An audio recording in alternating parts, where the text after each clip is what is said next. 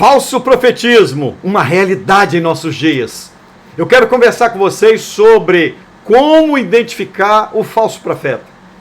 Quero dizer-lhes antes que o falso profetismo é um fenômeno presente na história da humanidade. Você pode comprovar isso na Bíblia, desde o princípio. Mas nos últimos tempos, ganhou uma roupagem nova e, infelizmente, se intensificou. Em Lucas 6,26, Jesus vai dizer o seguinte, preste atenção nisso. Ai de vocês que recebem louvores dos falsos profetas. Está aí uma característica do falso profetismo, falar coisas boas das pessoas. Falar coisas que as pessoas querem e gostam de ouvir. Isso é uma forma de prender os ouvintes a este homem, a este falso profeta. Olha, Mateus 7,15 diz assim, acautelai-vos dos falsos profetas, que vos apresentam, de que maneira? Jesus disse, disfarçados em ovelhas, mas por dentro são lobos roubadores. Jesus disse, acautelai-vos, quer dizer, se previnam, se protejam, tenham cuidado. Jesus, ele fez um alerta para a gente. Este alerta precisa ser atendido por nós. Jesus disse que podemos identificar pelos frutos. Portanto, você deve conferir na Bíblia se a mensagem que você está ouvindo procede da palavra de Deus ou se esse homem está distorcendo a palavra de Deus para pregar o que lhe convém. Porque geralmente esses falsos profetas, eles costumam tirar um texto do contexto para pregarem o que bem lhes apraz. Isso é uma realidade, não pode ser desprezada. Ainda em Mateus 7,22, Jesus diz que no dia do Senhor, esse texto é muito maravilhoso, os falsos profetas, esses homens se apresentarão dizendo, Senhor, Senhor, em teu nome nós profetizamos. Olha bem, em teu nome nós expelimos demônios, em teu nome fizemos muitos milagres. Você percebe nesse texto que Jesus não diz que eles estavam mentindo. A resposta que Jesus deu a eles foi, nunca vos conheci. E o verbo conhecer ali, na língua grega, é ginosco, que é uma expressão idiomática judaica para referir-se a um momento de intimidade entre um homem e uma mulher. O que Jesus estava dizendo a eles? Vocês nunca tiveram um relacionamento íntimo comigo. Olha, perceba, apesar de terem profetizado, apesar de terem feito sinais, apesar de, entre as, terem expelido demônios, Jesus vai dizer, nunca vocês tiveram um relacionamento íntimo comigo. Por isso eu te digo, se a pregação que você ouve não te leva a viver um relacionamento íntimo com Jesus, significa, é bem provável, que você está dando ouvidos a uma falsa mensagem de um falso profeta. No sermão profético, em Mateus 24, Jesus falou sobre vários sinais que estariam presentes na história da igreja. Toda a história. E o sinal mais enfatizado é engano religioso. Jesus vai falar isso nos versos 4, 5, 11 e 24. Na segunda epístola de Pedro, no capítulo 2, do verso 1 até o verso 3, Jesus, ali Pedro faz um alerta, traçando um paralelo entre falsos profetas do passado e falsos mestres do futuro. Pedro diz que esses falsos mestres introduziriam secretamente, olha, heresias destruidoras, heresias de perdição, sabe, sorrateiramente. Ele disse que a característica dessas heresias é negar que o soberano os resgatou. Vou destacar dois aspectos. Primeiro aspecto, presta atenção, diz respeito a um tipo de mensagem que nega a soberania de Deus quando o assunto é salvação. Isso é, quem te salvou foi Deus, unicamente Deus, somente Deus. Segundo aspecto, é um tipo de mensagem que nega que o resgate tenha vindo só dele.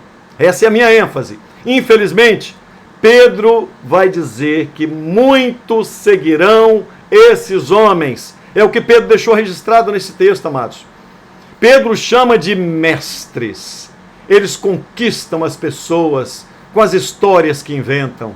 Mestres na arte de enganar. São persuasivos. Palavras fictícias, né? Palavras bonitas. Palavras que massageiam você.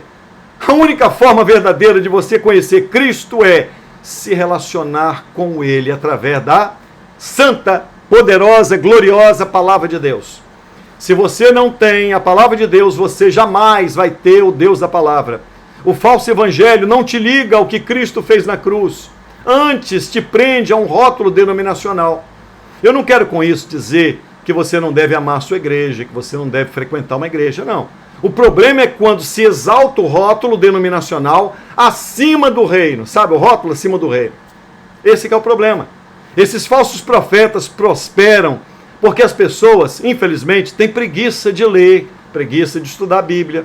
É mais cômodo você ouvir uma pregação, aceitar, sem conferir na Bíblia. Agora, eu vou citar algo que você vai ficar estarrecido, perplexo.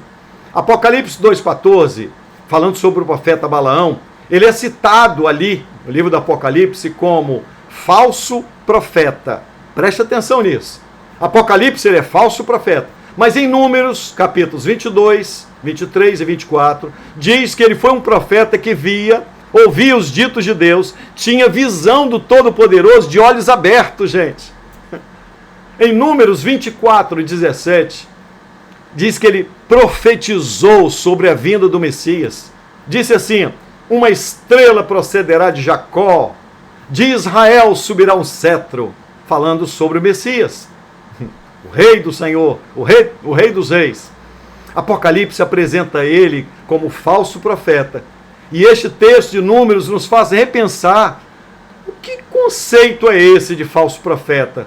Pois Balaão nunca profetizou nada que não se cumprisse.